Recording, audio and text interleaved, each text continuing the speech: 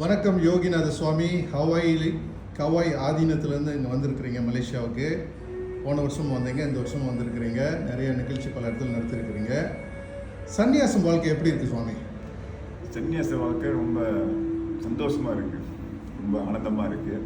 ஆமாம், இங்கே வந்து ஒரு போன வருஷமும் இந்த பட்டறை ஒர்க் ஷாப் நடத்தினோம், இந்த வருஷமும் நடத்துகிறோம் பல ஊரில். இந்த மெயின் காரணம் வந்து நம்ம சன்னியாச வாழ்க்கை, ஆன்மீக வாழ்க்கையை பற்றி எல்லாருக்கும் கொஞ்சம் சொல்லித்தரதுக்கு, அறிமுகம் பண்ணி வைக்கிறதுக்கு.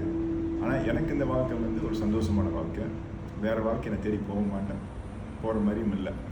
சரி சுவாமி, இப்போ மலேசியாவில் இருக்கிற பசங்களுக்கு, யங் பாய்ஸ், அவங்க சன்னியாசம் எடுக்கிற அளவுக்கு ஒரு ஞானம் இருக்குன்னு நினைக்கிறீங்களா?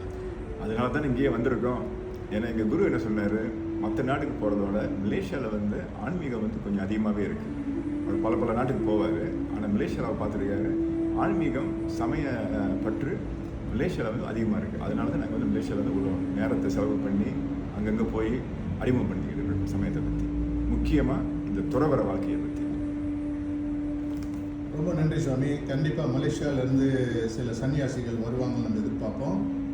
ஹவாய்க்கு நேராக போயிட்டு இந்த அங்கே இருக்கக்கூடிய பெரிய ஆதீனத்தில் இங்கே உள்ள மாணவர்கள் சன்னியாசம் எடுத்து கலந்துக்குவாங்க நம்ம நம்புவோம். நன்றி சுவாமி, நன்றி. வணக்கம்.